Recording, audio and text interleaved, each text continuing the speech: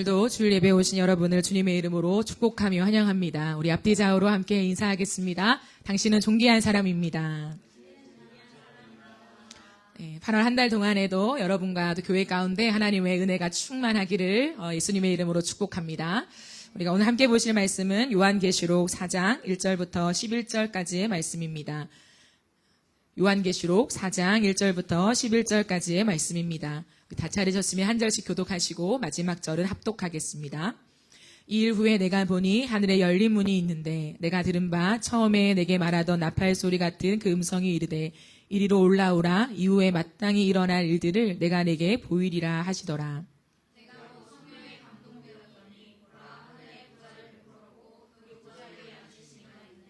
앉으신 이의 모양이 벼곡과 홍보석 같고 또 무지개가 있어 보좌에 둘렀는데 그 모양이 녹보석 같더라.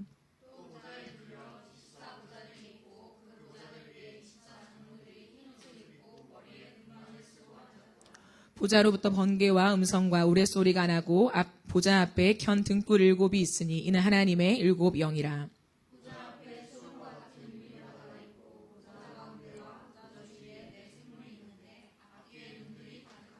그 첫째 생물은 사자 같고 둘째 생물은 송아지 같고 그 셋째 생물은 얼굴이 사람 같고 그 넷째 생물은 날아가는 독수리 같은데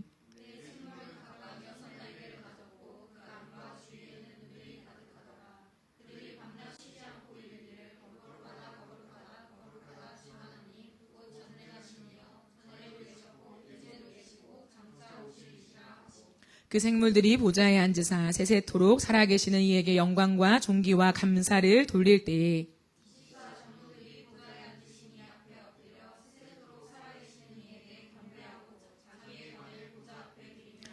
함께 읽겠습니다. 우리 주 하나님이여 영광과 존귀와 권능을 받으시는 것이 합당하오니 주께서 만물을 지으신지라 만물이 주의 뜻대로 있었고 또 지으심을 받았나이다 하더라. 아멘. 오늘부터 하나님 나라 누리다 시리즈 6번째 챕터가 시작됩니다. 꽤 많이 달려왔죠. 영원한 하나님 나라라고 하는 마지막 챕터를 여러분과 함께 나누려고 합니다. 오늘부터 4주 동안에 함께 살펴볼 텐데요. 오늘은 첫 번째 시간으로 영원한 예배자라고 하는 제목으로 함께 하나님 말씀을 나누도록 하겠습니다. 여러분, 이 땅의 모든 것은요, 자신의 자리를 지킬 때 가장 아름답습니다.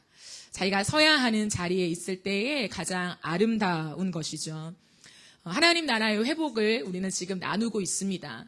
하나님 나라의 회복은요, 우리가 우리의 자리에 서는 것입니다. 회복이라는 말 뜻이 뭘까요?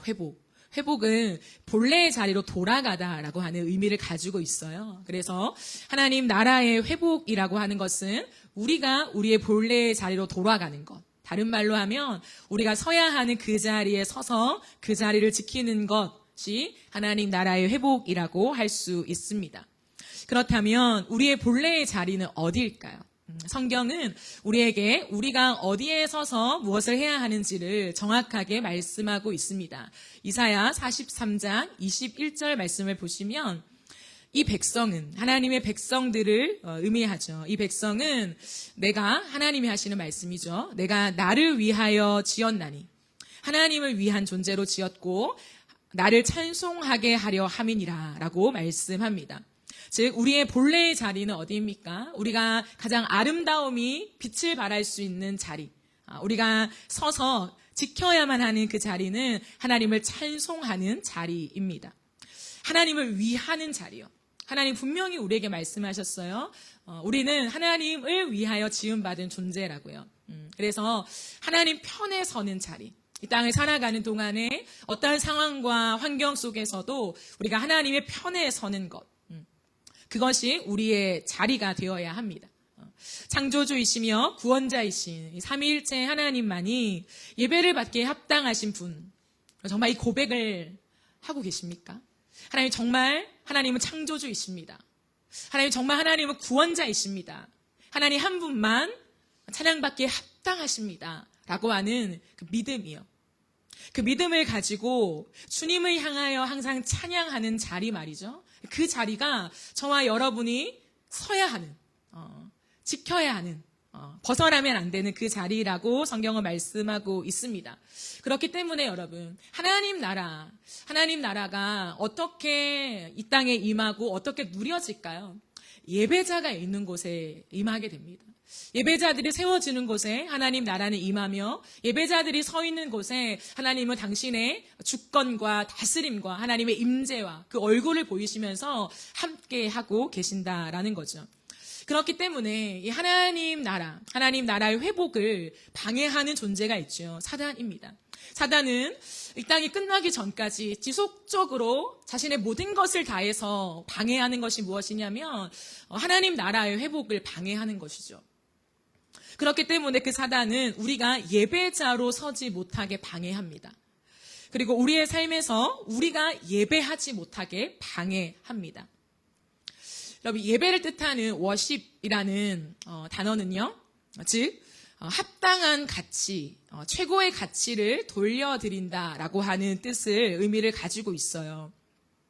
그러므로 예배가 무엇인가라고 했을 때에 예배는 하나님만이 최고의 가치이심을 인정하고 마땅한 반응을 드리는 것, 그것이 예배의 가장 본질적인 의미라고 할 수 있습니다. 그러므로 예배에서 가장 중요한 것이 무엇일까요? 그것은 예배의 대상입니다. 그 어떤 것과도 바꿀 수 없는 가장 중요한 요소, 절대적인 요소는 예배의 대상이지요. 여러분, 우리의 예배의 대상은 누구이십니까? 살아계신 창조주 하나님, 삼위일체 하나님이십니다. 예배의 대상은 바뀔 수 있나요, 없나요? 예배의 대상은 절대 바뀔 수가 없죠. 영원토록 우리의 예배의 대상은 삼위일체 하나님뿐이에요. 그런데 여러분, 사단은요, 우리가 예배자로 서지 못하게 방해를 한다고 했지 않습니까? 방해를 할 때 두 가지 측면에서 방해를 해요.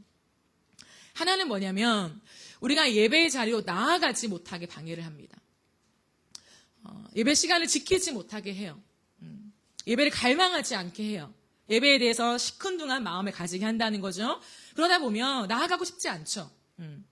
사모하는 마음이 사라진다는 거죠. 그렇게 될 때에 우리가 삶에서도요, 여러 가지 상황과 환경에 둘러싸여서 찬양을 하지 못하게 만들어요. 여러분, 이번 한 주를 돌아보십시오. 이번 한 주를 월화수목금토 세상 속에 살아가시면서 여러분이 서 있는 곳에서, 직장에서, 가정에서, 여러분이 서 있는 모든 일상에서 하나님을 언제 찬양하셨습니까? 공적인 예배 말고 여러분이 선택해서 자율적으로 찬양할 수 있는 자리 가운데 여러분이 가정 안에서 함께 찬양한 적이 있으십니까? 여러분이 일터에서 누군가가 듣지 못하겠지만 그럼에도 불구하고 마음속으로든 아니면 입으로 조용히 읊조리든 어떠한 방법으로든 하나님을 찬양해 본 적이 언제이십니까? 길거리를 걸어가든 우리가 하나님 앞에서 이 일상 속에서 여러 가지 환경과 상황과 분주함과 익숙한 삶의 습관들 속에서 하나님을 찬양하지 못하게 방해하는 요소들이 참으로 많은 것을 우리는 기억합니다. 그런가 하면 또 다른 측면은요, 예배에 참석했지만 예배의 대상에 집중하지 못하게 방해하는 것입니다. 우리가 예배의 대상을 온전히 100% 바라보지 못하게 방해하는 것이죠. 때로는요, 우리가 가장 두려워해야 될 게 뭐냐면, 물론 예배에 참석하지 못하는 그것을 가장 경계해야겠지요. 그러나 예배에 참석하는 것은 너무 우리가 당연하다, 어쩌면 너무 익숙하고 자연스럽다, 예배를 드리지 않는 것은 내 인생에 있을 수 없다라고 생각하시는 분이 계시다면요, 우리가 정말 경계해야 되는 것은 뭐냐면 예배를 드리되 실체 없는 예배를 드리는 거예요. 가장 무서운 거죠. 예배를 드리는데 명확한 실체가 없어요. 물론 우리는 하나님을 예배한다고 하죠. 당연한 것이죠. 그러나 그 당연한 것이 진짜 나에게 실제가 되지 않는, 그 실체가 없는 거예요. 실체가 없으니 실제 예배가 드려지지 않는 거죠. 그런 예배를 우리는 경계해야 합니다. 1시간 아니면 2시간 이렇게 예배를 드려도 사람이 더 많이 보이는 거죠. 옆에 누가 왔는지, 누가 예배하고 있는지 사람이 보이거나 아니면 예배 드리는 시간에 우리의 생각 속에 다른 회로가 돌아가는 거죠. 다른 생각들, 여기 앉아 있지만 찬양을 하고 말씀을 듣고 기도의 시간을 가지지만 우리의 생각으로는 계속해서 분주한 다른 생각들을 하게 만드는 것. 그것은 명확한 대상이 없는 거죠. 하나님을 향하여 예배하는 것이 아니잖아요. 뿐만 아니라 다른 요소에 집중하게 되는 것이요.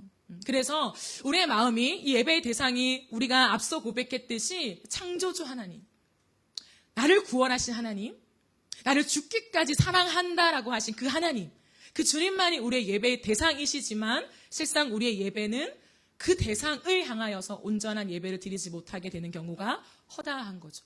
그렇기 때문에 예배를 드리지만 예배의 능력을 경험하지 못하는, 예배의 임재를 경험하지 못하는, 하나님의 얼굴을 보지 못한 채 예배의 시간이 끝나버리는 그 반복적인 것이 때로는 사단의 방해의 주된 무기일 수 있다라고 하는 것이죠. 왜 이렇게 방해할까요? 왜 사단은 우리를 끝없이 방해하되 우리가 온전한 예배자로 서지 못하게 해요? 하나님 앞에 온전하게 집중하여 예배의 대상이신 하나님 앞에 영광을 올려드리지 못하게 할까요? 여러 가지 이유가 있겠지요. 그러나 아주 핵심적인 이유는요. 사단은 우리가 하나님을 온전히 예배할 때 정말 이 시간에 100% 집중하여 하나님을 바라보고 주의 음성을 이 말씀 가운데 듣고 우리가 반응할 때요. 합당한 반응을 올려드릴 때 어떠한 일이 벌어지는지를 알고 있기 때문이에요. 여러분, 우리가 온전히 예배할 때 정말 집중해서 하나님의 임재를 경험하고 푹 빠져서 이 찬양을 올려드리고 기도하고 이런 예배를 드릴 때 어떠한 일이 벌어질까요?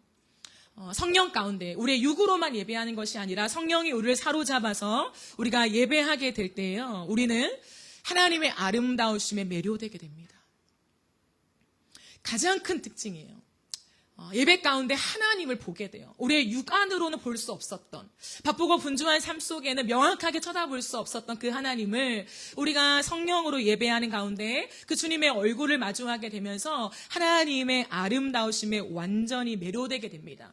그래서 하나님보다 더 큰 가치가 없음을 깨닫게 돼요. 하나님이 가장 아름다우십니다. 하나님이 가장 가치 있으십니다. 라고 하는 그 가치, 어쩌면 절대적인 가치, 최고의 가치를 하나님 안에서 발견하게 되면서 하나님께 가치를 올려드리는 거죠. 그래서 여러분, 찬송은 다른 말로 뭐라고 합니까? 하나님을 향하여 박수를 치는 거라고 하거든요. 할렐루야라고 하는 것은요, 하나님을 찬양합시다잖아요. 근데 이것을 다른 말로 하면 하나님을 향하여 박수를 치는 걸 말해요. 제가 이따금씩 여러분과 나누잖아요. 어떤 대단한 공연을 보고서도 기립하여서 정말 내가 가진 모든 힘을 다하여 박수를 치면서 그 사람에게 환호를 보내는데요. 하나님이 최고의 가치가 되심을 우리가 깨달을 때, 우리가 그것을 느낄 때에 누군가 말하지 않아도 우리 안에서 자연스럽게 나오는 게 뭐냐면 하나님을 향하여 박수를 치게 되는 거예요. 그래서 여러분, 예배를 참석하다 보면 예배 가운데 박수 소리가 나와요. 그냥 찬양하는 가운데서도 그게 느린 찬양이든 빠른 찬양이든 상관없이 빠른 찬양이기 때문에 그 흥에 겨워서 박수를 칩시다 하는 그런 박수 말고요. 어떤 템포와 상관없이 누군가가 하나님을 향하여 박수를 막 칠 때가 있어요. 그것은 뭐냐면 그 찬양을 통하여 아니면 말씀을 듣고 그 기도 가운데 하나님 앞에 반응하면서요. 하나님의 그 아름다우심을 보고 있기 때문이에요. 너무나 주님이 아름답기 때문에 박수를 치죠. 하나님 당신 너무 아름답습니다. 라고 하는 반응의 표현인 거죠. 우리도 사람인지라 한계가 있잖아요. 우리가 표현할 수 있는 한계가 있잖아요. 그런데 우리의 구조 안에서 가장 잘 표현할 수 있는 것이 박수예요. 사람은요. 그러니까 여러분 보세요. 막 재미있는 얘기를 할 때 너무 웃겨요. 그럼 어떻게 합니까? 박수를 막 치죠. 웃기잖아요, 정말. 왜 박수를 칩니까? 근데 이 웃긴 게 너무 넘어서면 어떻게 합니까? 옆 사람에게 막 쳐요. 너무 즐겁고 너무 재밌으니까 막 치면서 웃잖아요. 그게 사람의 반응이라는 거죠. 우리가 하나님 앞에 하나님의 너무 그 가치로움, 하나님의 아름다움, 하나님이 너무 좋고 그 하나님 앞에 지금의 이 시간이 너무 행복할 때 우리의 반응은 뭐냐? 박수로 나오는 거예요. 예, 하나님, 당신 너무 아름다우시고 너무 좋아요. 영광을 받으소서라고 하는 박수가 저절로 나오게 되는 거죠. 그렇게 될 때에 하나님을 깊이 사랑하게 됩니다. 너무나 하나님을 사랑하게 되죠. 하나님을 사랑하는 마음이 우리 안에 샘솟게 됩니다. 그래서요, 그 하나님, 지금 내가 바라보고 있는 하나님, 내가 느끼는 이 하나님에게 눈을 뗄 수 없을 만큼의 강한 임재를 느끼게 돼요. 그래서 세상에 다른 어떤 일을 했을 때에 나오는 몰입도가 아니라 훨씬 더 깊은 몰입도가 그때 나오는 거예요. 옆에 사람이 함께 예배하지만 옆에 사람이 보이지 않을 정도로 누가 인도를 하든 누가 예배를 드리든 예의 없이 하자는 게 아니라 그런 모든 것들이 신경 써지지 않고 지금 여기에 계신 하나님, 너무나 아름다우신 그 주님을 계속 보고 싶어서, 계속 주시하고 싶어서 그 강한 임재 앞에 압도당하는, 사로잡히는 경험을 예배 가운데 하게 되는 것이죠.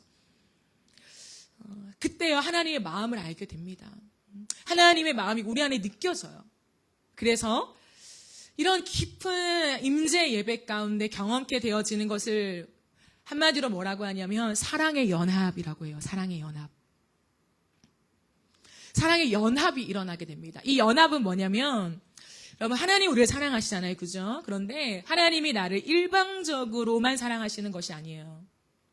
반대로 나만 오매불망 하나님의 사랑을 느껴지지 않고 하나님 날 사랑하시지 않는 것 같지만 나는 하나님을 사랑해요. 난 여전히 주님을 너무나 좋아해요. 라고 하는 나로서 일방적인 사랑도 아니에요. 하나님과 나의 쌍방향의 사랑이 누려지게 되는 거죠. 인격적인 사랑의 연합. 하나님과 나의 마음이 통하는 그 시간을 경험하게 되는 것입니다. 언제요? 성령으로 드리는 충만한 예배 가운데. 그렇기 때문에 예배의 패러다임을 바꾸시면서 예수님께서는 요한복음 4장에서 예배의 정의를 뭐라고 하십니까? 다른 어떤 요소가 아니다. 그걸 다 무시하는 것이 아니라 가장 중요한 핵심이 무엇이라고 말씀하십니까? 가장 중요한 것은 어디서 예배하느냐. 어떠한 신분과 자격을 갖고 예배하느냐가 아니라 영과 진리로 예배하는 것이 아버지께서 받으시는 예배다라고 말씀하세요. 성령과 진리 안에서, 성령과 하나님의 말씀 안에서 드려지는 그 예배 가운데에 하나님은 이러한 은혜를 우리에게 주신다라고 말씀하고 있습니다. 그러므로 여러분, 우리에게 예배를 드릴 때 어쩌면 정말 중요한 것이 중보기도예요. 이 예배를 위한 중보기도. 왜냐하면 우리의 육으로만 드리는 예배 가운데서는요, 이 모든 아름다움의 예배를 경험하지 못해요. 성령께서 우리 안에 일하셔야, 성령이 우리에게 역사하셔야 가능한 것이기 때문에 여러분, 예배를 위한 기도는 너무나 중요한 것이죠. 그렇게 될 때 여러분, 어떤 일이 벌어질까요? 우리 안에 이러한 임재 예배가 가득할 때 어떠한 일이 벌어지냐면 하나님이요, 나에게 실제가 되기 시작합니다.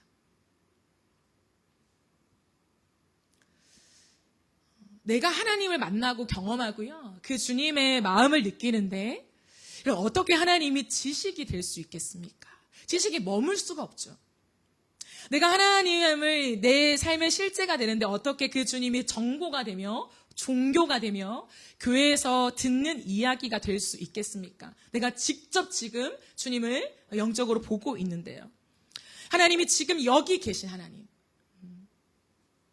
살아계신 하나님, 나의 사랑의 대상이신 하나님으로 실제가 되는 거예요.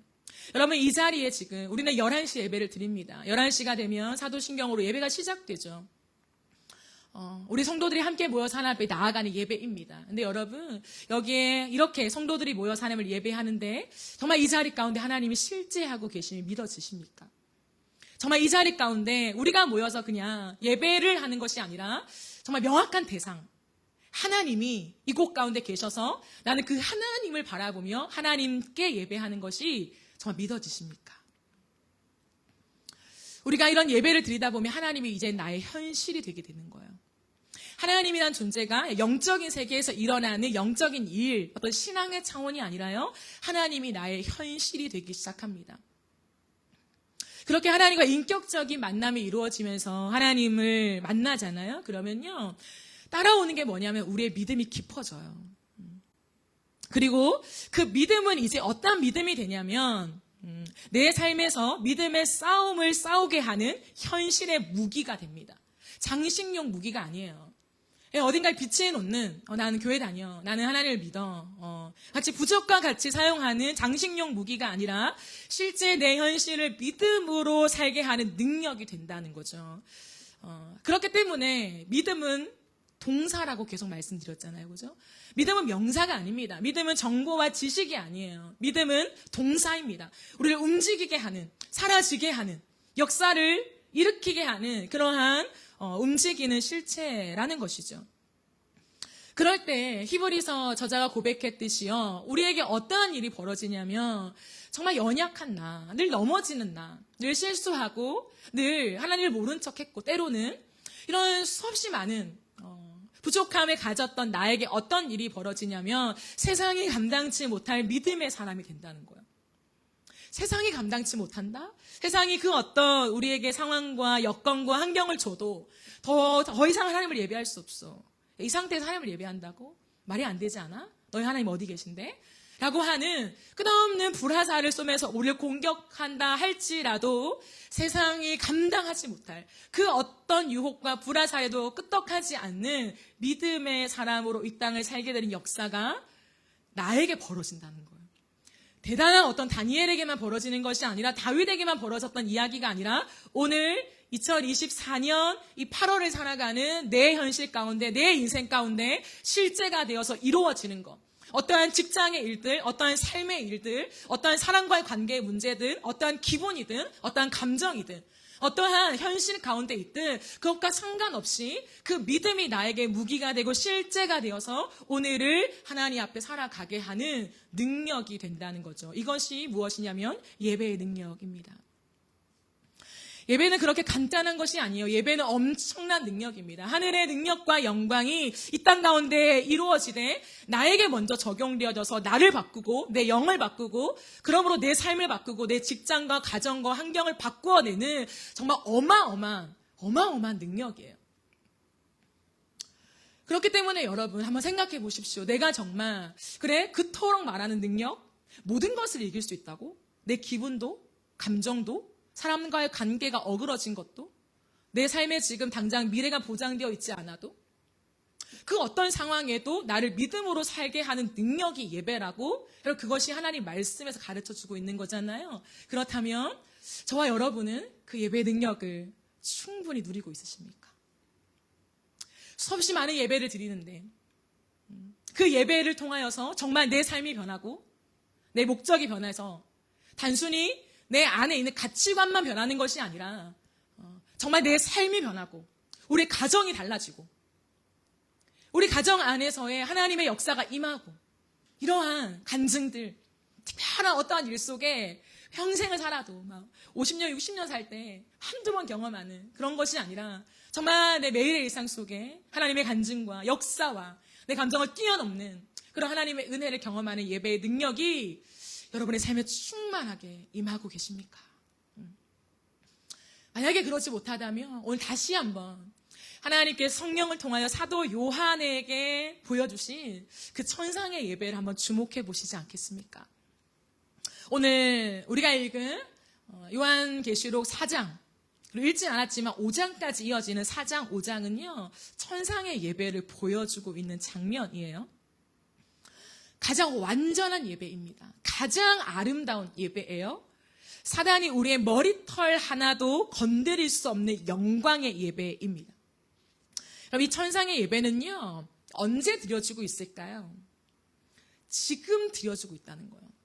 이미 사도 요한이 이 땅을 살아갈 당시에도 드려지고 있었으며, 지금 2024년 이 8월에도 드려지고 있으며, 예수님이 재림하실 때 우리 모두가 드릴 예배임을 소개하고 있어요. 천상만이 아니라 이 땅에서도 우리가 천상의 예배를 맛보고 누릴 수 있다고요. 이 예배를 통해서 오늘을 살아갈 충분한 힘과 위로를 얻을 수 있음을 하나님이 우리에게 말씀하고 있습니다. 그렇다면 이 성령의 감동으로 보여주신 천상의 예배는 어떤 모습일까요?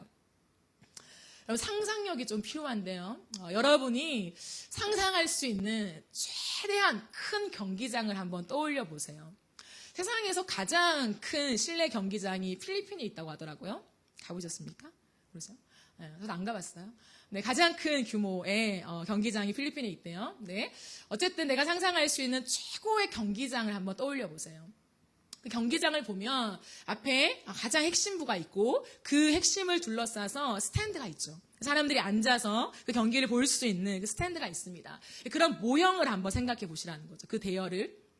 그랬을 때 성경은 무엇이라 얘기하냐면 가장 먼저 성령을 통하여 사도 요한의 눈을 열어서 지금 천상에서 어떠한 일이 벌어지고 있는가를 보게, 맛보게 하는데요. 그 가장 핵심부에 정중앙에 뭐가 있냐면 큰 보좌가 있다는 거예요. 큰 의자가 있는 거죠.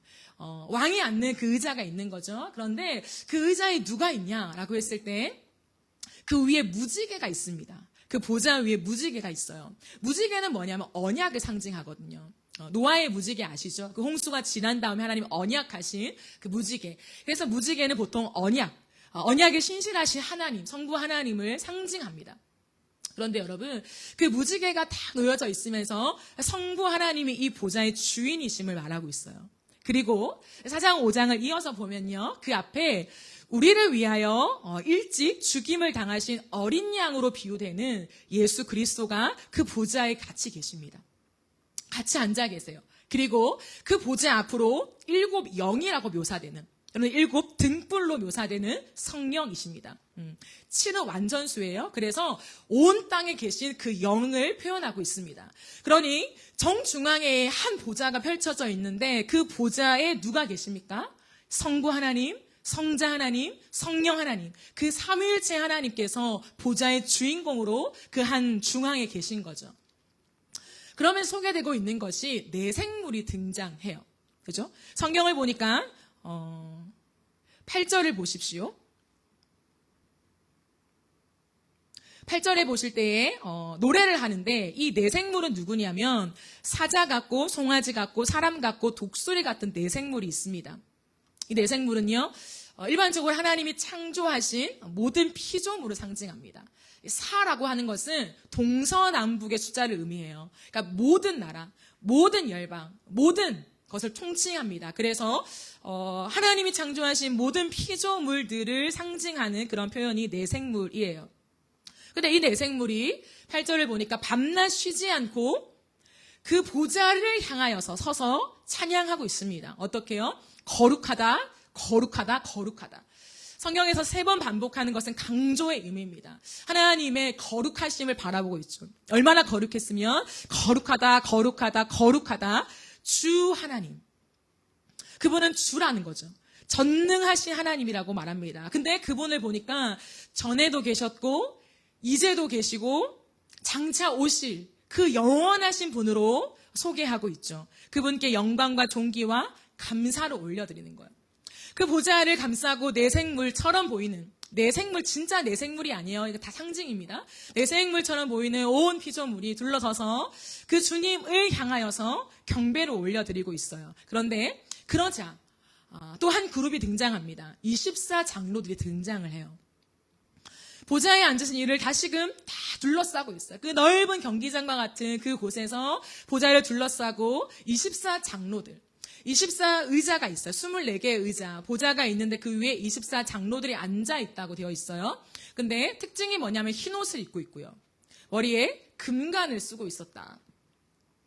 10절, 11절 말씀을 한번 보시겠습니다. 24장로들이 보좌에 앉으신 이 앞에 엎드려 세세토록 살아계시는 이에게 경배하고 자기의 관을 보좌 앞에 드리며 이르되 우리 주 하나님이여 영광과 존귀와 권능을 받으시는 것이 합당하오니 주께서 만물을 지으신지라 만물이 주의 뜻대로 있었고 또 지으심을 받았나이다 하더라 라고 말해요. 그렇다면 24장로가 누구일까요, 여러분? 24 또한 상징적인 숫자입니다. 상징적인 숫자. 요한계시록은 모두 상징으로 이루어진 묵시문학이라고 해요. 왜냐하면요. 왜 요한계시록은 모두가 다 상징일까? 어렵게 하나님 가장 중요한 하나님 나라, 영원한 나라를 상징으로 말씀해 주셔가지고 우리를 이렇게 어렵게 하시나라고 누군가 생각할지 모르겠습니다. 그런데요. 요한계시록이 기록될 당시 사도 요한이 썼는데요. 이 당시는 로마 황제였던 도미티안 황제가 다스렸던 그러한 시기였습니다. 그런데 그리스도인들과 교회를 극심하게 핍박했어요. 상상을 초월할 정도로 심하게 핍박을 했습니다. 예수 믿는 사람들은 예수를 믿는 것이 밝혀지면요, 사자의 밥이 됐어요. 로마의 문화 속에서요, 정말 그 경기장에서 사자의 밥으로 던져지게 되었고요. 정말 잔인했던 것이 무엇이냐면, 이 로마 군인들이요, 이 사람의 어떤 특성을 너무 잘 파악하고 있어서요, 얼마나 악질이었냐면, 내가 죽는 건 그래도 견딜 수 있잖아요. 근데 가장 못 참는 게 무엇입니까? 내 가족을 건드리는 거죠. 근데 이 당시에 주로 사용했던 로마 군인들의 방법이 뭐였냐면, 그리스도인들을 잡아서 이 그리스도인, 나는 그리스도인입니다, 난 예수를 믿습니다라고 고백하는 이 사람이 아니라, 이 사람이 보는 앞에서, 이 사람이 고백하는 앞에서 자신의 아내, 아들, 심지어 부모님까지를 개를 풀어서 찢어서 다치게 했어요. 생명의 위협을 주는 거죠. 그래서 예수를 부인하게 만들었거든요. 이런 정말 상상이 안 될 정도의 극악한 이런 폭력을 통해서 그리스도인들을 핍박을 했습니다. 그러니까 보세요, 여러분. 이때 너무 극심한 핍박이었기 때문에 대놓고 이 모든 사람들이 알아들을 만한 용어를 사용하지 못했던 거죠. 그러니까 모든 것을 암호화할 수밖에 없었던 시대입니다. 그러니까 지금도 선교사님들 정말 핍박 가운데 있는 그런 나라들을 보면요, 다 암호를 사용하시잖아요. 대놓고 이런 많은 성경적인 용어들을 사용하지 못하십니다. 마찬가지인 거죠. 그런데요, 이전에 네로 박해 때, 훨씬 더 이전에 네로 박해 때도 극심한 핍박이 있을 때요, 그리스도인들이 피할 곳이 없어서 지하 동굴을 봤어요. 그 이름이 무엇인지 아십니까? 카타콤이라고 하죠. 카타콤 지하 동굴요. 그게 약 한 20층까지 된다고 해요. 지하가 얼마나 깊이 팠겠습니까? 근데 도구가 있었겠습니까? 살려고 판 거죠. 파서 여러 가지 미로처럼 만들어 놓은 거예요. 그러니까 아무리 그 입구를 알아도 로마 군인이 들어가면 길을 잃어버리는 거예요. 나올 수가 없는 거죠. 그래서 감히 못 들어갑니다. 근데 그리스도인들 안에서 그 카타콤 지하 동굴을 찾아 들어가서 그 길을 알아내기 위해서 사용한 암호가 뭔지 아시죠, 여러분? 이 정도는 알아야 되는데요. 익투스, 물고기 모양이었어요. 베드로가 예수님과 함께 그 물고기를 잡았던 것을 암호화해서 물고기 모양을 만들었는데, 가짜 물고기 모양이 있고 진짜 물고기 모양이 있어요. 근데 진짜 물고기 모양은, 이걸 알아차리는 것은 그리스도인들만 아는 거죠. 그래서 로마 군인들이 했던 건 뭐냐면, 그리스도인들 한 명을 잡아서 묵고문을 해서, 가족들을 인질로 삼아 묵고문을 해서 익투스의 그림을 알아내는 거예요. 뭐가 진짜야? 어떻게 하면 거기 들어갈 수 있어? 라고 하는 것을 알아내는 거였거든요. 그러니까 보세요. 내 바로 앞에서 부모가 죽고 아이가 죽고 내 아이가 죽는데 누군가는 그걸 암호를 알려주겠죠. 그렇기 때문에 그 그리스도인들 안에서도 이간질과 참 많은 어려움, 관계적인 어려움, 여러 가지가 이 시대 안에 극심하게 일어났었다라고 하는 거죠. 그러므로 여러분, 그리스도인들만 알아볼 수 있는 상징적인 언어를 사용할 수밖에 없었어요. 그래서 이 편지, 이건 편지거든요. 하나님께서 요한을 통해 쓰게 하신 편지입니다. 이 편지를 어떻게 했냐면, 그 당시 소아시아 지역에 세워져 있던 교회들, 그리스도인들에게 회신서람으로 만든 거예요. 그래서 끝없이 이렇게 옆에 주변으로 교회가 이 편지를 넘겨주면서 함께 읽게 만들었거든요. 그래서 요한계시록 2장, 3장을 보면 소아시아 7교회가 나오잖아요. 에베소 교회부터 해서 서머나 교회 이렇게 쭉 순서대로 나옵니다. 이 순서는 뭐냐면, 당시 이 지역의 우편 경로라고 해요. 편지를 받아서 다음 교회에게 넘겨주기 위해서 우편 경로를 따라서 썼을 것이라고 추측하고 있습니다. 따라서 24장로는 문자 그대로 24명의 어떤 장로나 24개의 의자를 가리키는 것이 아니라, 이것 또한 상징적인 의미라는 거죠. 24는 뭐냐면 12 플러스 10입니다. 이 암호는 12 플러스 10인데, 처음 12는 뭐냐면 구약의 12지파를 상징합니다. 구약의 하나님 백성의 숫자 12지파를 상징하고요. 마지막 12는 신약의 예수님의 12제자를 상징해요. 그래서 12 플러스 12, 즉 24는 무엇을 가리키냐면, 신구약의 하나님의 구원받은 모든 백성을 총칭하는 숫자, 그것이 24장로입니다. 그 24장로들, 신구약의 구원받은 하나님의 백성들이요, 그 보좌를 둘러싸고 허다한 무리가 하나님을 향하여 서 있는데요, 그들에게는 흰옷이 있대요. 흰옷은 승리를 상징해요. 승리를 상징하는 흰옷을 입고 자신의 관을 가지고 있는데 이 관에 해당하는 헬라어 단어는 스테파노스입니다. 월계관을 의미해요. 월계관. 경기에서 우승한 선수들에게 주는 영광스러운 관이잖아요. 이 관을 받았는데 자신이 쓰지도 않고 그 보좌 앞에 엎드려서 자신의 관을 그 보좌에 계신 하나님 앞에 내어드리면서 찬양하고 있는 장면을 지금 사도 요한이 보고 있는 거예요. 여러분, 이것은 마치 히브리서 11장, 12장을 연상케 합니다. 히브리서 11장은 믿음장으로 알려져 있잖아요. 이 땅에서 예수 그리스도를 믿는 믿음으로 살았던 사람들의 이야기가 쭉 기록되어 있어요. 그 선진들의 이름과 삶의 흔적을 기록해 놓고 있는데요. 특별히 11장 33절부터 한번 보시면요.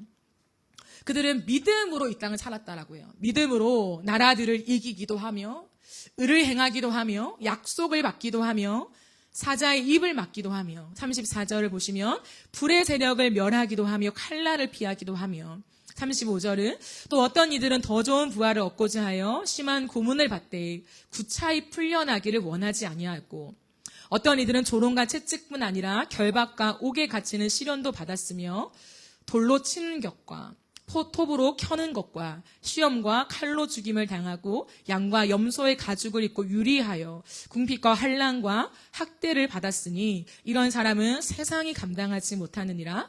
그들이 광야와 산과 동굴과 소굴에 유리하였다라고 나와 있죠.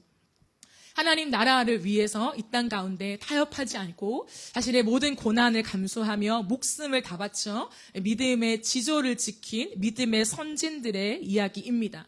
그런데 이 사람들의 이 이야기를 쭉 기록하고 난 다음에 12장을 시작하면서 무엇이라고 얘기하냐면 이렇게 얘기를 해요. 이러므로 우리에게 구름같이 둘러싼 허다한 증인들이 있으니 모든 무거운 것과 얼매이기 쉬운 죄를 벗어버리고 인내로서 우리 앞에 당한 경주를 하며 믿음의 주요 또 온전하게 하시는 이인 예수를 바라보자. 그는 그 앞에 있는 기쁨을 위하여 십자가를 참으사 부끄러움을 개의치 아니하시더니 하나님 보좌 우편에 앉으셨느니라 라고 되어 있죠. 이 땅에 살아가면서 믿음을 지켰던 그 수많은 사람들, 그 수많은 사람들의 삶의 흔적이 있었기 때문에요. 이후에 살아가는 후배들, 저와 여러분 같은 사람들도 앞선 믿음의 선진들을 바라보면서 이 경주를 계속 달려왔었다라고 하는 거죠. 그런데 이 사람들은 결국 누구를 보았냐? 우리보다 앞서 가시면서 어떠한 고난도 생명조차 개의치 않으셨던 예수의 십자가를 바라보면서 이 경주를 달려갔어요. 근데 그렇게 달려가다가 정말 처참하게, 때로는 잔인하게, 비참하게 죽은 그 선진들, 그 사람들 정말 어떻게 됐나? 정말 어디에 있나? 죽은 다음에 그들은 무엇하고 있나를 봤을 때 하나님이 눈을 열어서 보여주는 거예요. 그 허다한 증인들, 그 우리보다 앞서 가신 그 선진들이 지금 어디에 있냐? 하나님과 함께 그 보좌 앞에서 지금 찬양하고 있다는 거죠. 정말 이 비참한 죽음이 말이 되냐 할 정도의 처참함이었지만 하나님은 눈을 열어서 아니다. 이 땅에서는 그렇게 보일지 모르겠지만 누구는 욕할지 모르겠지만 지금 그들은 나의 보좌와 함께 예배하고 있다라고 보여주는 거예요. 그리고 그들은요, 하나님 제가 지금까지 목숨을 다 바쳐 내가 고난을 겪으면서 이러한 정말 죽음을 당하면서 왔잖아요. 하나님 이 관 당연히 내 거죠 라고 취하는 것이 아니라 공통적인 모습이 뭐냐면 자신의 관을 내어서 쓰지도 않고 그 받은 것을 곧바로 그 보좌 앞에 내어드리면서 아니에요 주님, 이 관은 제 것이 아니라 주님의 것이에요 라고 고백하고 있다는 거예요. 왜일까요? 이 메달이, 이 관이, 이 승리의 증표가 내가 잘나서가 아니라 나보다 훨씬 더 앞에서 이미 나를 위하여 죄를 지시고 십자가에 죽임당하신 어린 양 되신 예수님께서 먼저 이루신 승리였기 때문에 성령으로 내 안에 믿음을 주셔서 내가 이 길을 걸어갈 수 있었습니다 라고 하는 그 주님을 향한 선명한 고백을 드리고 있는 것이죠. 그래서 자신의 모든 것을 다해서 하나님을 예배하고 있는 것입니다. 주님은 그것을 사도 요한을 통해 보여주시는 거예요. 왜 보여주실까요? 사도 요한이 처한 이 상황이 너무 힘들었기 때문에, 너무나 극심한 고난이었기 때문에 사도 요한아 힘을 내라, 사도 요한아 용기를 내라, 사도 요한아 지금 너가 달리는 경주가 이 세상에서 끝나는 것이 아니라 영원한 나라에서 나와 함께 노래할 그날이 있다라고 하는 것을 알려주시는 거예요. 그래서 여러분 마치 우리는 상상이 안 되니까요. 저는 그런 생각을 해봤어요.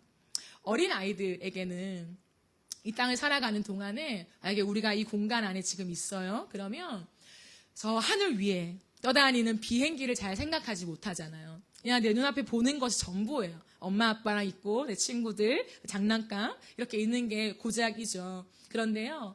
아이들이 그 위에 있는 비행기를 깨닫지 못해도 아이들이 지금 막 놀고 있는 이 시간 속에 위에 창공에서는 어떤 일이 벌어지고 있나요? 비행기가 지나다니고 그 비행기 안에 타고 있는 사람들은 기내식을 먹기도 하고 잠을 자기도 하고 얘기도 하기도 하고 여러 가지 일들이 벌어지잖아요. 눈에 보이지 않는다고 해서 없는 세계가 아니라 그 세계 안에서는 또 다른 이야기가 동시에 펼쳐지고 있다는 거예요. 비교는 안 되겠지만 마치 그것과 유사해요. 우리가 이 땅 가운데 정말 한치 앞을 모르는 믿음의 싸움을 막 달려가고 있지만 주님은 눈을 딱 열어서 이후에 어떤 막연한 영원의 세계에 일어날 일이 아니라 지금 우리가 살아가는 오늘 이 시간, 이 현실 속에 하늘에서는 어떤 일이 벌어지고 있는지 아냐를 말해주고 있는 거예요. 지금도 오늘 우리는 이 인어프 처치, 이 공간에서 하나님을 예배하고 있지만 여러분 우리보다 앞선 믿음의 선진들은 무엇하고 있겠습니까? 죽은 채로 있겠습니까? 아니에요. 하나님은 그들을 하나님 나라로 인도하셔서 지금도 영원토록 하나님을 예배하는 그 자리에 세워주고 계신 거죠. 그것을 보게 하는 거예요. 그래서 이 땅 가운데서 하나님을 예배하는 자로 살 수 있도록 하나님이 인도하신다는 거죠. 4장 11절을 보세요. 세 번역 성경으로 보시면 우리의 주님이신 하나님, 주님은 영광과 존귀와 권능을 받으시기에 합당하신 분입니다.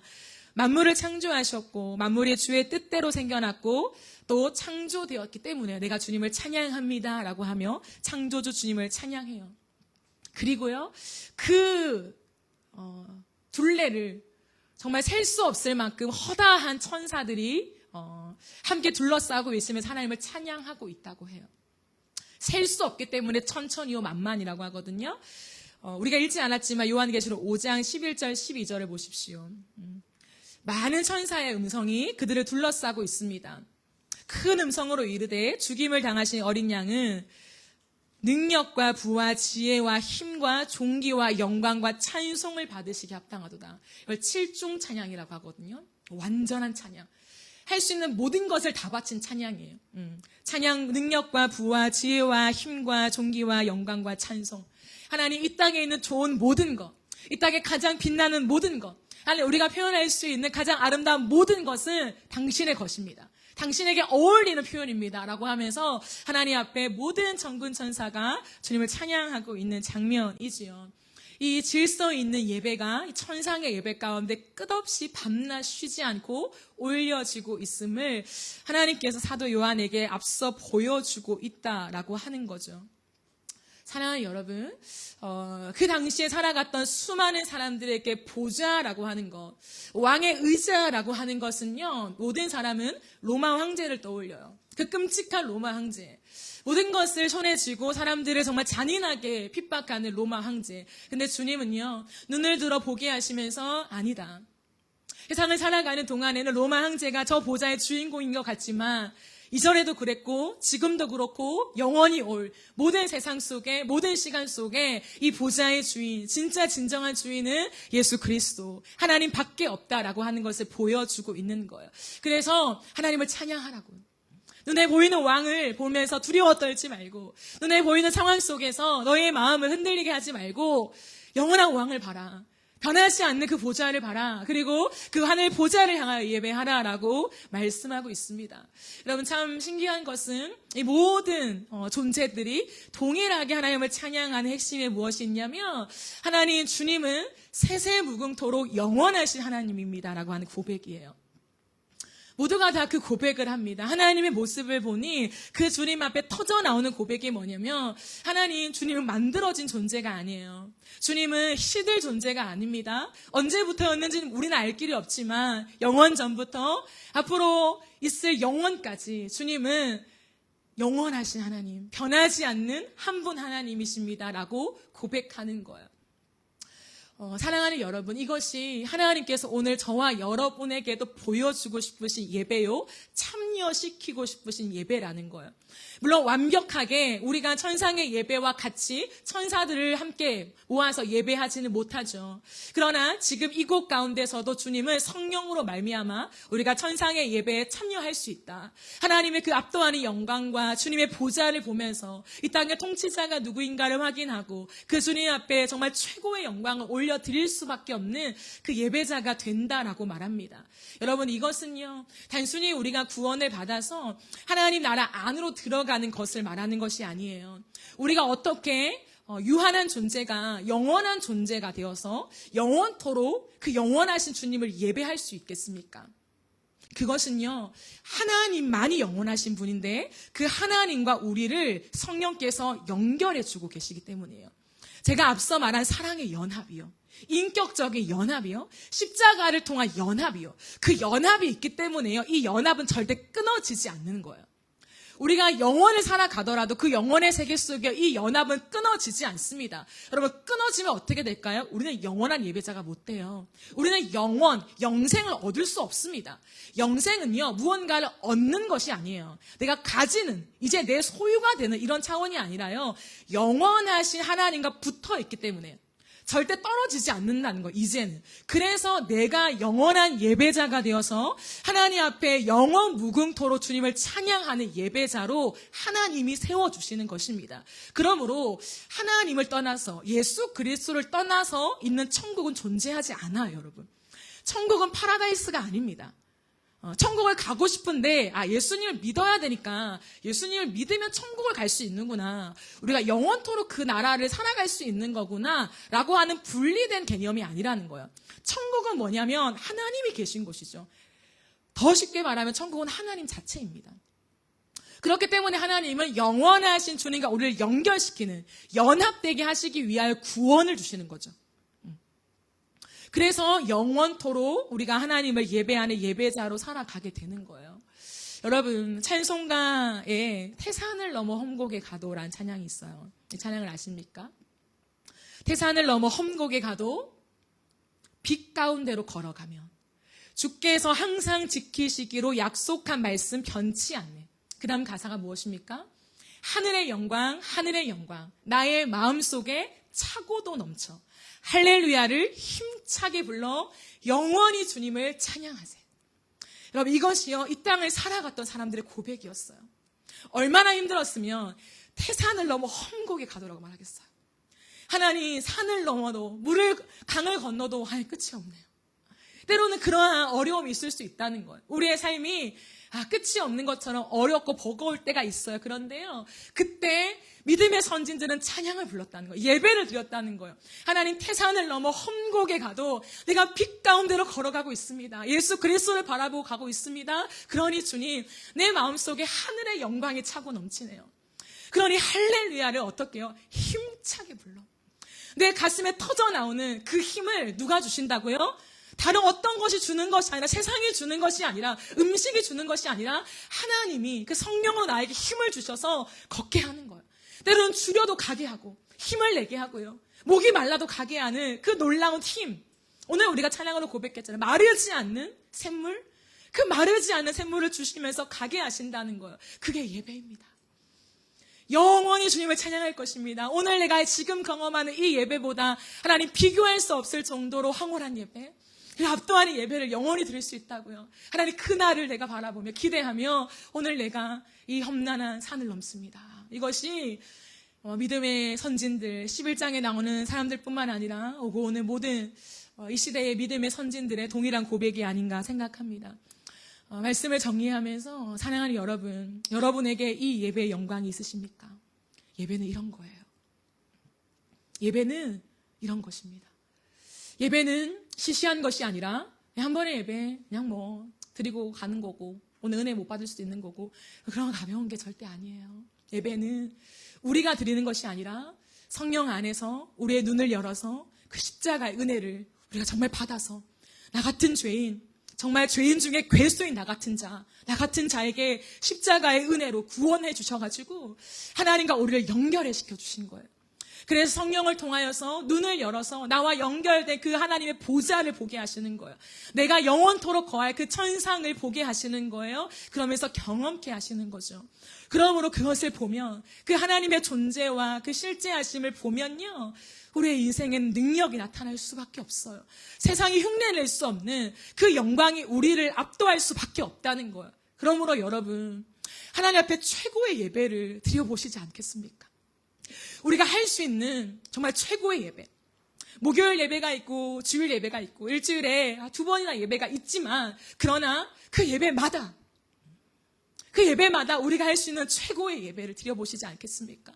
내 마음을 다한 예배, 내 시간을 다한 예배, 내 물질을 다한 예배, 내가 할 수 있는 최고의 마음을 다해서, 정성을 다해서 하나님께만 집중하며 정말 그렇게 오롯이 주님께 드리는 그 예배에 진짜 목숨을 걸어보시지 않겠습니까?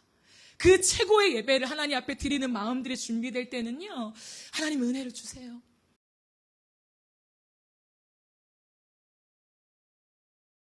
그리고 그 예배를 경험하면요, 우리의 인생은 달라집니다. 세상을 이길 힘이 생겨요. 왜? 약속이니까. 하나님의 언약이니까 변하지 않습니다. 그것을 우리가 누리기만 하면 된다는 거예요. 누리기만. 근데 우리는 못 누리고 있죠. 바라는 것은 우리가 그 하나님의 나라를 누리며 그 예배의 감격과 그 주님의 진짜 얼굴을 마주하는, 세상에 그 어떤 보석을 갖다 줘도요, 전혀 마음이 뺏기지 않는 그 하나님이 나의 보석이시오. 세상에 그 어떤 보석과 비교할 수 없을 정도로 빛나는 그 주님을 바라보는 기쁨, 그 기쁨이 우리의 삶을 인도해 나가는, 우리의 삶을 견인해 나가는 그런 은혜가 저와 여러분의 삶 속에 주어지게 되기를 예수님의 이름으로 축복합니다. 우리 함께 찬양하고 기도하는 시간을 가지도록 하겠습니다. 우리가 함께 비전이라는 찬양, 우리 함께 우리 보좌 앞에 모였네라고 하는 이 찬양을 하나님 앞에 드리기를 원합니다. 여러분, 그래서 하나님 한 분만을 바라보는 예배자들은요, 예배 가운데 다들 눈을 감아요. 눈을 감아야만 하는 것이 아니라 그 하나님께만 집중하고 싶어서 때로는 눈을 감고요, 때로는 손을 들고요, 때로는 무릎을 꿇기도 하고요, 때로는 하나님의 끝없는 환호성을 지르기도 하고요. 이 다양한 예배의 모습이요, 예배 가운데 그 어떤 것도 눈치 보지 않고 하나님 한 분 향해 올려드리는 예배의 모습으로 나타나게 되어요. 사랑하는 여러분, 우리가 지금까지 얼마나 많은 예배를 드렸습니까? 하나님을 모르는 사람이 어디 있습니까? 그러나 진짜 내가 이 최고의 예배를 언제 드려보았나? 다른 어떤 거 신경 쓰지 않고, 내 머릿속에 잡념이 들지 않고, 진짜 이곳 가운데 계신 하나님 앞에서 내가 할 수 있는 최선의 예배, 최고의 예배를 언제 드려보았습니까? 그 예배가 회복되어져야 합니다. 그 예배를 드려본 적이 없다면 사모했으면 좋겠어요. 하나님 온전한 예배, 하나님 그 예배가 내 예배가 되길 원하고, 하나님 지난 과거의 예배가 아니라 오늘 또 지금에 있는 예배, 또 지금의 예배, 또 지금의 예배, 과거의 모든 것들을 잊고 또 지금의 예배로 하나님 내가 그렇게 주님 앞에 마음을 드린 예배자로 나아가길 원합니다. 우리 이런 마음 가지고 이 찬양을 함께 드리겠습니다.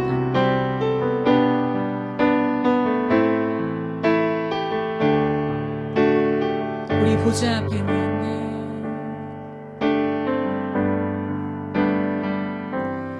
우리 보좌 앞에 모였네.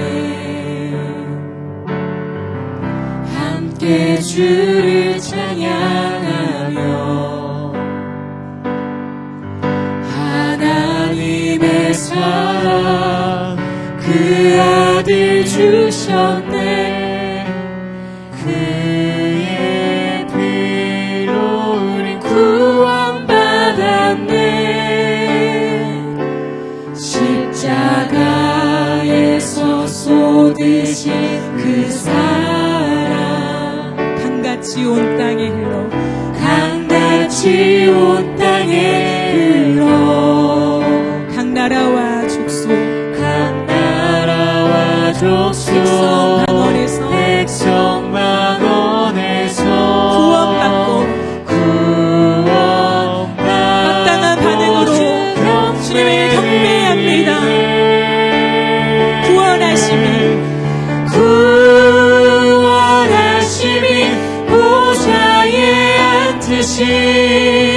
우리 하나님과 어린 양께 있도다. 구원하심이 보좌에 앉으신 우리 하나님과 어린 양께 있도다. 어린 양께 있도다. 우리 보좌 앞에 모였네. 우리 보좌 앞에 모였네. 함께 주를 찬양하며 함께 주를 찬양하며 하나님의 사랑 하나님의 사랑 그 아들 주셨네. 그 아들 주셨네. 그의 피로 그의 피로 우린 구원받았네. 십자가에서 쏟으신 십자가에서 쏟으신 그 사랑 그 사랑 강같이 온 땅에 흘러 강같이 온 땅에 흘러 각 나라와 족속 백성 방언에서 구원받은 모든 자들이 주님 앞에 경배할 것입니다. 우리의 왕관을 내어드리며 구원하심이 보좌에 앉으신 우리 하나님과 어린 양께 있도다. 구원하심이 보좌에 앉으신 우리 하나님과 어린 양께 있도다. 어린 양께 있도다. 구원하심이 보좌에 앉으신 구원하심이 보좌에 앉으신 우리 하나님과 어린 양께 있도다. 구원하심이 보좌에 앉으신 우리 하나님과 어린 양께 있도다. 어린 양께 언제까지입니까?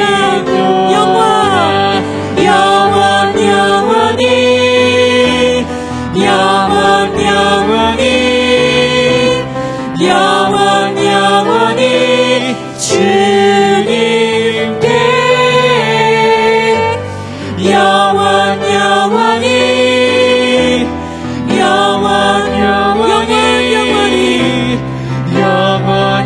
어린 양께 있도다.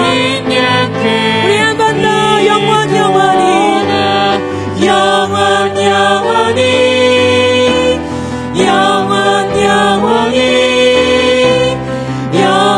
예배 대상은 주님께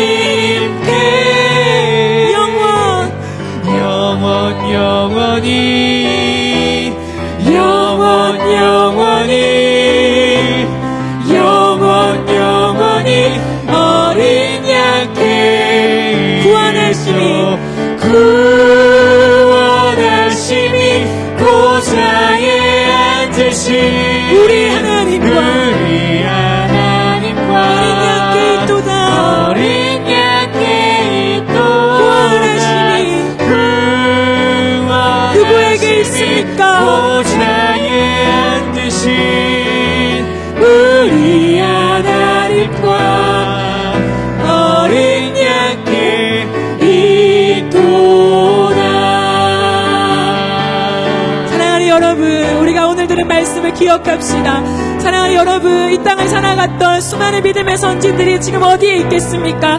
무엇하고 있겠습니까? 우리가 그렇게 예배의 표본으로 바라보는 그 다윗은 지금 어디에 있겠습니까? 무덤에 갇혀 있겠습니까? 아니에요. 천상의 예배 가운데 그 왕관을 주님께 올려드리며 하나님을 영원토록 예배하고 있을 것입니다. 여러분, 이 시간에도 하나님 천상의 예배 가운데서 끝없는 주님을 향한 찬양과 경배가 하나님 7중 찬양으로 하나님 모든 것을 주께 대한 고백으로 올려드립니다. 주어지고 있는 것입니다. 여러분, 우리가 함께 예배합시다. 우리의 삶에서 주어진 삶의 시간 속에서 나는 너무나 좋으신 주님을 함께 예배합시다. 우리가 이 시간 고백할 때 주님 그 보좌를 바라보며 예배하겠습니다. 하나님, 나 혼자 예배하는 것이 아니라 믿음의 선진들이 함께 예배하고 있기에, 하나님 십자가를 참으신 어린 양이 계시기에 그 주님을 바라보며 예배하는 삶을 살아가겠습니다. 영원한 예배자가 되게 하여 주시옵소서. 우리 교회가 최고의 예배를 주님께 올려드리는 그러한 교회가 되게 하여 주시옵소서. 우리 주여 하고 외치며 기도하며 나갑시다. 주여,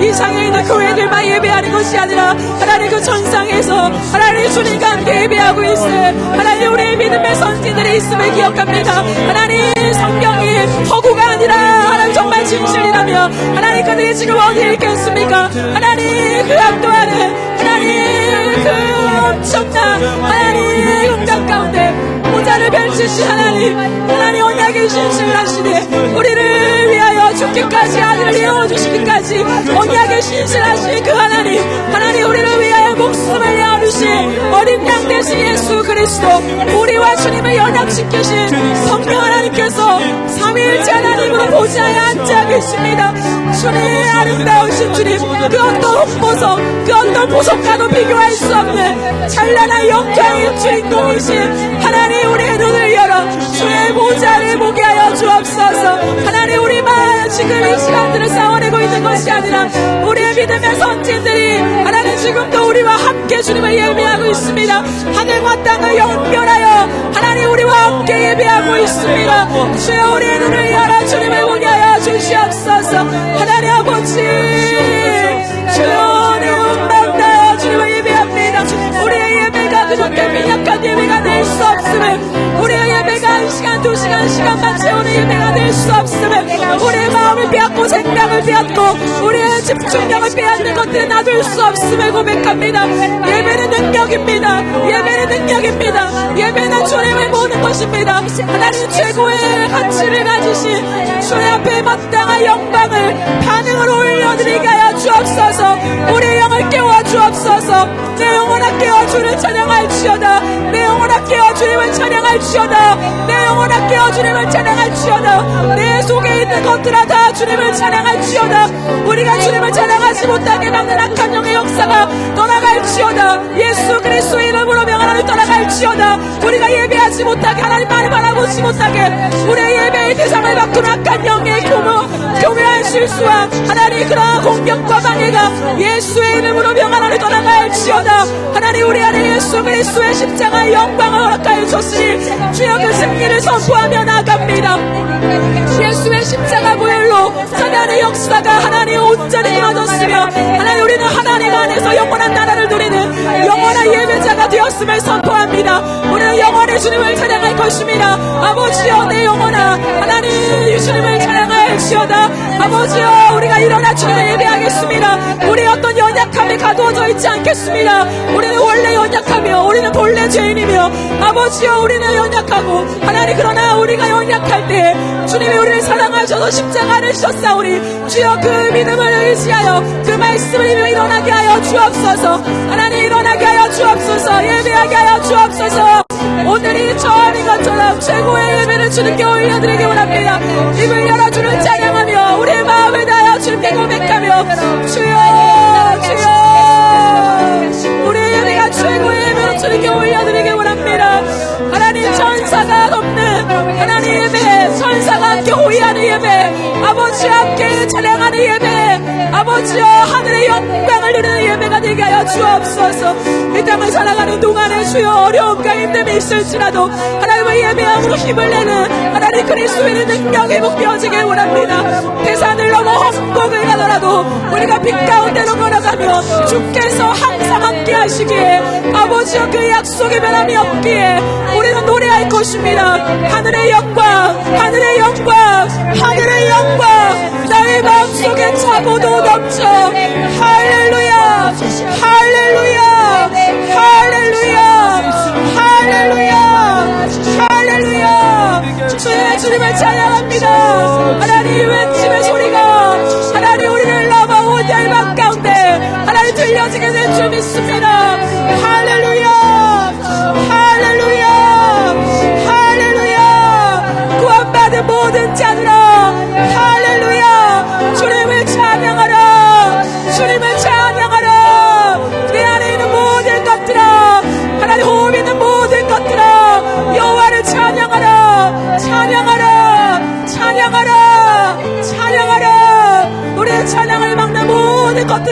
주시고 하나님만을 찬양하고 우리의 찬양과 기도가 하나님 올라가게 하여 주옵소서. 보좌 앞까지 올라가게 하여 주옵소서. 주의 보좌 앞까지 올라가게 하여 주옵소서. 하나님 우리의 경배를 받아 주시옵소서. 주님을 찬양합니다. 예 하나님, 예 하나님, 예 하나님.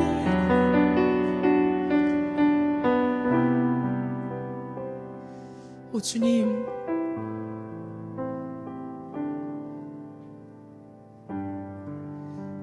우리를 구원하셔서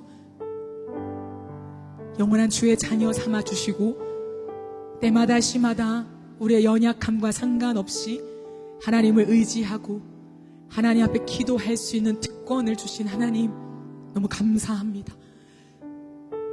이 감사면 충분한데 때로는 욕심이 많고 불안함이 있고 세상의 것들을 쳐다보니 이것만으로는 안 될 것 같은, 이 은혜만으로는 충분하지 않는 것 같은, 이 은혜로 현실은 살아갈 수 없을 것 같은 하나님, 그러한 믿음 없는 마음들이 우리의 삶을 침노할 때가 많습니다.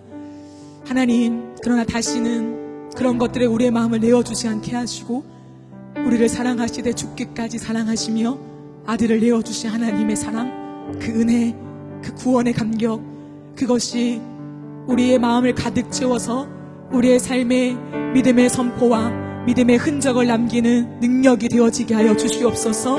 하나님, 보좌가 우리 앞에 펼쳐져 있습니다. 이미 이 씨름을 더 혹독한 환경 속에 쌓아온 수없이 많은 셀 수 없는 믿음의 선진들 어디에 있겠습니까?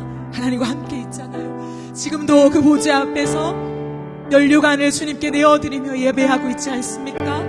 그 하늘과 이 땅이 연결되어 있음을 우리의 눈을 열어보게 하여 주시옵소서.